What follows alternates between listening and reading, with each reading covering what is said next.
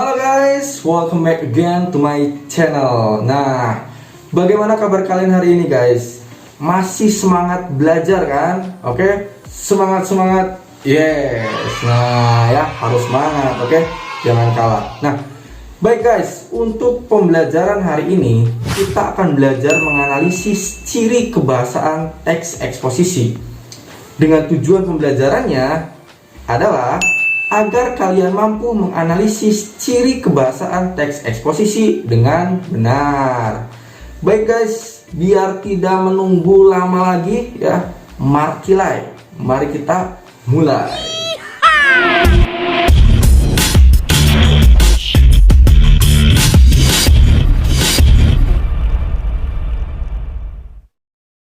Ciri kebahasaan teks eksposisi. Pada materi ini kita akan lebih merujuk pada buku teks bahasa Indonesia yang telah diterbitkan oleh Kementerian Pendidikan dan Kebudayaan. Nah, yang ini bukunya ya. Kalian mungkin sudah punya bukunya, baik itu dalam bentuk cetak maupun e-booknya. Nah, cara menganalisis ciri kebahasaan teks eksposisi yaitu menelaah teks eksposisi dengan memadankan ciri-ciri kebahasaannya. Apa saja sih ciri-ciri kebahasaannya? Yuk kita bahas satu persatu. Ciri kebahasaan teks eksposisi yang pertama yaitu menggunakan kata teknis atau peristilahan. Kata teknis atau peristilahan adalah kata atau istilah yang memiliki artian khusus terkait dengan bidang atau keahlian tertentu. Contoh, kata teknis yang berkaitan dengan bidang kesehatan, termometer, COVID-19, tes PCR, dan sebagainya. Nah, dalam teks eksposisi biasa digunakan istilah yang sesuai dengan bidang permasalahan yang dibahas. Penggunaan istilah tersebut membantu penulis atau pembicara memperkuat gagasan yang disampaikan. Perhatikan tabel berikut. Nah, perhatikan. Di dalam tabel tersebut ya, itu dalam teks eksposisi yang berjudul Pembangunan dan Bencana Lingkungan. Di mana dalam tabel tersebut di paragraf pertama itu memiliki kata teknis atau peristilahan. Nah, di sini Mr. Phil mengambil beberapa contoh saja ya, tidak perlu semuanya. Di sini Mr. Phil mengambil 3 contoh saja. Apa saja? Yaitu kata iklim, lalu ada kata habitat, dan yang ketiga ada kata polusi. Nah, 3 kata itu contoh yang termasuk ke dalam kata teknis atau peristilahan yang terdapat dalam paragraf pertama di teks eksposisi yang berjudul Pembangunan dan Bencana Lingkungan. Paham ya? Selain menggunakan kata teknis atau kata istilah dalam bidang yang dibahas di teks eksposisi, itu juga biasa menggunakan kata sifat atau adjektiva. Nah, ciri kebahasaan selanjutnya yaitu menggunakan kata sifat atau adjektiva. Apa itu kata sifat? Adjektiva atau kata sifat adalah kata yang khusus menerangkan kata benda. Contoh, ia cantik sekali. Nah, ini kalimat ya. Kalimat ia cantik sekali. Perhatikan, kata cantik adalah kata sifat. Sebab menerangkan kata benda. Menerangkan siapa kata bendanya? Kata bendanya adalah ia. Nah, tetapi kata sekali adalah termasuk ke dalam kata keterangan, di mana menerangkan kata sifat. Tadi kan kata sifatnya cantik, nah keterangannya sekali, cantik sekali. Nah, itu adalah yang termasuk ke dalam adjektiva atau kata sifat. Selain itu, ciri adjektiva atau ciri kata sifat yang pertama dapat diberi kata keterangan seperti agak, sangat, paling, atau sekali. Contoh, kata cantik ditambahkan menjadi sangat cantik. Nah, ini kata sifat. Lalu yang kedua, cirinya dapat membentuk konstruksi se ditambah kata sifat yang diulang ditambahnya. Contoh, kata cantik menjadi secantik-cantiknya. Nah, itulah adjektiva atau kata sifat. Paham? Nah, agar tidak pusing, kita coba menganalisis dalam teks eksposisi ya. Perhatikan tabel berikut. Dalam tabel tersebut, itu masih dalam teks eksposisi yang berjudul Pembangunan dan Bencana Lingkungan, di mana di dalam paragraf pertama dalam tabel tersebut itu terdapat beberapa kata sifat ya. Di sini Mr. Pin mengambil beberapa contoh saja, 3 contoh saja yang termasuk ke dalam kata sifat atau adjektiva. Nah, apa saja? Yang pertama itu ada kata serius ya. Lalu yang kedua ada kata utama. Dan yang ketiga ada kata besar. Nah, serius, utama, dan besar itu adalah contoh kata sifat yang terdapat dalam paragraf pertama pada teks eksposisi yang berjudul Pembangunan dan Bencana Lingkungan. Paham ya? Ciri kebahasaan selanjutnya, selain menggunakan kata sifat atau adjektiva dalam teks eksposisi seperti teks lain ya, di mana di dalam teks eksposisi juga dapat ditemukan perubahan jenis kata karena afiksasi atau pengimbuhan. Nah, ciri kebahasaan yang selanjutnya adalah afiksasi atau pengimbuhan. Afiksasi atau pengimbuhan adalah proses pembentukan kata dengan cara pemberian imbuhan, baik berupa prefiks awalan, infiks sisipan, sufiks akhiran, afiks gabungan, dan konfiks awalan dan akhiran. Nah, pada materi sebelumnya yang ini ya. Nah, di dalam materi tersebut itu Mr. Phil sudah menjelaskan secara detail masalah afiksasi. Kenapa? Karena di sini Mr. Phil akan lebih membahas, memperjelas perbedaan tentang afiks gabungan dan konfiks. Nah, bagi kalian yang masih lupa tentang afiksasi, silakan cek kembali video yang tadi. Oke? Nah, baik. Kita akan bahas perbedaan afiks gabungan dan konfiks. Perhatikan. Afiks gabungan adalah gabungan antara awalan dan akhiran yang melekatnya pada kata bentukan tidak secara bersama-sama. Ingat, tidak secara bersama-sama. Ini harus diingat ya, digarisbawahi. Tidak secara bersama-sama. Nah, agar lebih jelas, perhatikan contoh berikut. Nah, di dalam contoh tersebut itu ada 3 kata ya, 3 kata: memunguti, membacakan, pembacaan. Perhatikan, imbuhan me-i pada kata memunguti bukan merupakan konfiks, tetapi itu termasuk ke dalam afiks gabungan. Sebab dalam kenyataan berbahasa Indonesia ada kata memungut. Nah, jadi kata memungut ini mempunyai makna sendiri ya. Jadi kata memunguti itu berasal dari bentuk dasar memungut ya, diberi akhiran i. Nah, paham ya? Lalu awalan me dan i tidak melekat bersama-sama pada kata dasar pungut. Begitu juga dengan imbuhan mekan pada kata membacakan dan pean pada kata pembacaan. Paham ya? Nah, itu tadi tentang afiks gabungan. Lalu, sedangkan konfiks itu adalah gabungan antara awalan dan akhiran yang melekatnya bersama-sama. Nah, bedanya itu ya.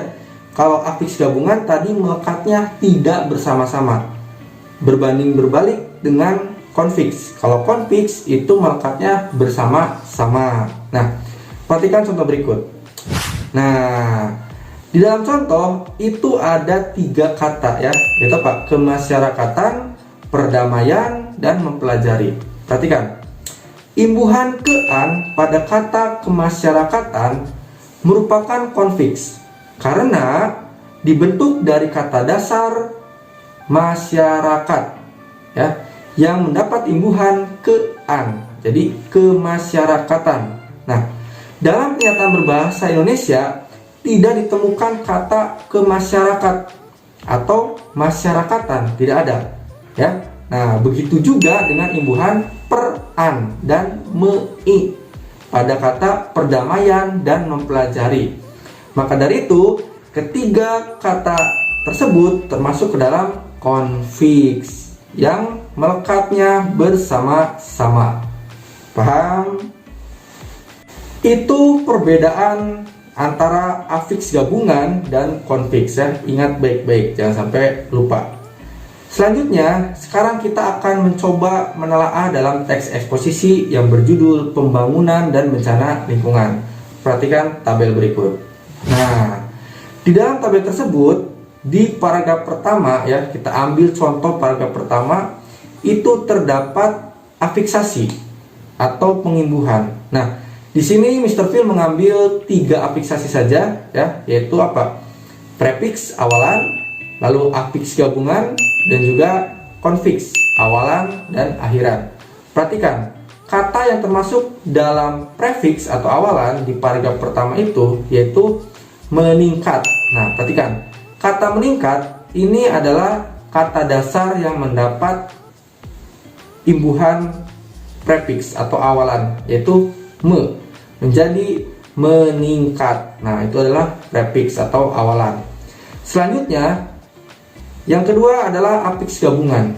Perhatikan, kata yang termasuk ke dalam afiks gabungan yaitu peningkatan. Nah, di mana kata peningkatan ini awalnya itu adalah kata peningkat, lalu mendapat akhiran an, menjadi peningkatan. Nah, kata peningkat juga itu awalnya adalah kata dasarnya tingkat yang mendapat awalan pe, menjadi peningkat. Nah, jadi itu termasuk ke dalam afiks gabungan, ya, yang melekatnya tidak secara bersama-sama. Ingat, ya, tidak secara bersama-sama. Selanjutnya, yang ketiga ada konfiks atau awalan dan akhiran. Contoh katanya yaitu kepunahan. Nah, di mana kata kepunahan ini yaitu kata dasar punah yang mendapat awalan ke dan akhiran an, yang menjadi kepunahan. Nah, paham, ya? Oke. Ciri kebahasaan selanjutnya yaitu menggunakan kalimat verbal. Nah, di dalam teks eksposisi banyak digunakan kalimat verbal. Apa itu kalimat verbal? Kalimat verbal adalah kalimat yang berpredikat verba atau kata kerja. Contoh, Russell menendang bola. Russell menduduki fungsi subjek. Menendang menduduki fungsi predikat. Dan bola menduduki fungsi objek. Nah, kata predikat verba dalam kalimat tersebut adalah kata menendang. Nah, di dalam kalimat verbal juga itu dibagi lagi, guys, menjadi 5 jenis kalimatnya. Nah, apa saja? Yang pertama ada kalimat aktif transitif. Yang kedua ada kalimat aktif dui transitif. Yang ketiga ada kalimat aktif semi transitif. Yang keempat ada kalimat aktif intransitif. Dan yang kelima itu ada kalimat pasif. Nah, itu dibagi lagi, guys. Kalimat verbal itu dibagi lagi menjadi jenis 5 kalimat. Nah, mari kita bahas satu persatu. Yang pertama, kalimat aktif transitif adalah kalimat yang harus memiliki objek. Dan ciri-cirinya yaitu, pertama, kata kerja atau verba pada kalimat aktif transitif memiliki afiksasi atau imbuhan prefiks atau awalan me dan meng. Lalu ciri berikutnya, kalimat aktif transitif dapat diubah bentuknya ke dalam bentuk kalimat pasif. Contoh, Amel membaca buku pelajaran. Amel menduduki fungsi subjek. Membaca menduduki fungsi predikat. Buku pelajaran menduduki fungsi objek. Nah, dari contoh kalimat tersebut sudah jelas termasuk kalimat aktif transitif. Karena kalimat tersebut memiliki objek, yaitu buku pelajaran. Dan kata kerja verba yang menggunakan predikat memiliki afiksasi imbuhan atau prefiks awalan me, yaitu membaca. Lalu kalimat tersebut bisa kita ubah menjadi kalimat pasif, yaitu seperti apa? Seperti buku pelajaran dibaca Amel. Nah, ini menjadi kalimat pasif ya. Nah, ini sudah berubah. Buku pelajaran menduduki fungsi subjek, dibaca menduduki fungsi predikat, dan Amel menduduki fungsi objek. Itulah contoh kalimat aktif transitif. Paham ya? Jenis kalimat verbal yang kedua yaitu kalimat aktif dwi transitif. Nah, kalimat aktif dwi transitif adalah kalimat yang membutuhkan objek dan pelengkap. Contoh, ibu menjahitkan adik saya baju baru. Perhatikan, ibu menduduki fungsi subjek, menjahitkan menduduki fungsi predikat, adik saya menduduki fungsi objek, dan baju baru menduduki fungsi pelengkap. Dari kalimat tersebut sudah jelas termasuk ke dalam kalimat aktif dwi transitif karena sudah memiliki objek dan pelengkap. Objeknya apa? Adik saya. Pelengkapnya baju baru. Paham ya? Jenis kalimat verbal yang ketiga yaitu kalimat aktif semi-transitif. Kalimat aktif semi-transitif adalah kalimatnya boleh diikuti objek, boleh juga tidak. Contoh, adik menulis. Adik menduduki subjek, menulis menduduki predikat. Kalimat tersebut sudah tergolong kalimat aktif semi-transitif karena tidak diikuti objek. Nah, adapun contoh yang lain yaitu adik menulis cerita. Adik menduduki fungsi subjek, menulis menduduki fungsi predikat, dan cerita menduduki fungsi objek. Kalimat tersebut sudah tergolong kalimat aktif semi-transitif karena kalimat tersebut memiliki objek, yaitu cerita. Paham ya? Jenis kalimat verbal yang keempat yaitu kalimat aktif intransitif. Kalimat aktif intransitif adalah kalimat yang tidak menggunakan objek dan biasanya ciri predikatnya memiliki afiksasi atau imbuhan ber, ter, terkan, dan berkan. Contoh, perhatikan kalimatnya. Polisi bersenjatakan pistol. Polisi menduduki fungsi subjek. Bersenjatakan menduduki fungsi predikat. Pistol menduduki fungsi pelengkap. Nah, kalimat tersebut sudah tergolong kalimat aktif intransitif karena kalimat tersebut tidak memiliki objek dan predikatnya memiliki afiksasi imbuhan berkan, yaitu bersenjatakan. Nah, paham ya? Itu adalah contoh kalimat verbal yang termasuk kalimat aktif intransitif. Paham? Jenis kalimat verbal yang kelima yaitu kalimat pasif. Kalimat pasif adalah kalimat yang subjeknya dikenai suatu tindakan atau perbuatan dan cirinya yaitu predikatnya memiliki afiksasi atau imbuhan di, dikan, ter, kean, dan teran serta biasanya diikuti kata oleh dengan. Contoh, mobil itu dicuci oleh ayah. Mobil itu menduduki subjek. Dicuci menduduki fungsi predikat. Oleh ayah menduduki fungsi objek. Kalimat tersebut sudah tergolong kalimat pasif karena predikat tersebut memiliki afiksasi atau imbuhan di, yaitu dicuci. Nah, itulah contoh dari kalimat pasif.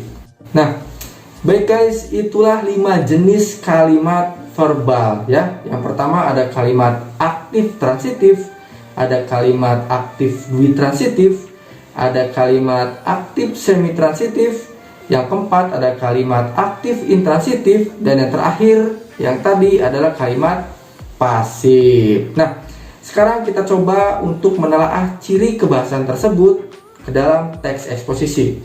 Perhatikan. Nah, perhatikan.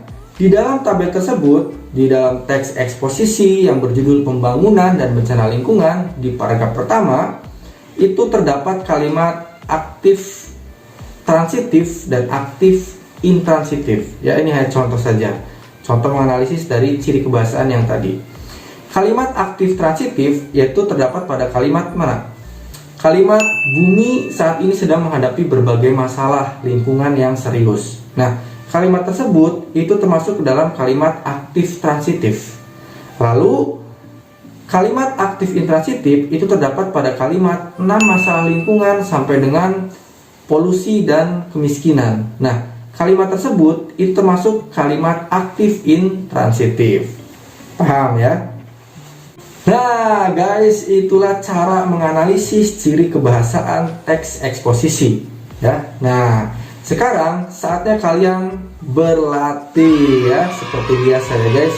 Latihannya adalah analisislah ciri kebahasaan kata teknis atau peristilahan, kata sifat atau adjektiva, afiksasi atau pengimbuhan, kalimat aktif transitif, dan kalimat aktif intransitif.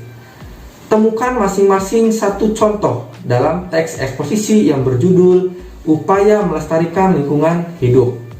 Jika teksnya lupa, ada dalam video yang ini ya, silakan dicek kembali teksnya. Nah, sampai di sini dulu pertemuan kita hari ini guys. Jika ada hal yang belum mengerti atau belum paham, mari kita berdiskusi di kolom komentar. And then Mr. V ucapkan terima kasih banyak. Tetap semangat, jaga kesehatan, and see you later. Bye-bye.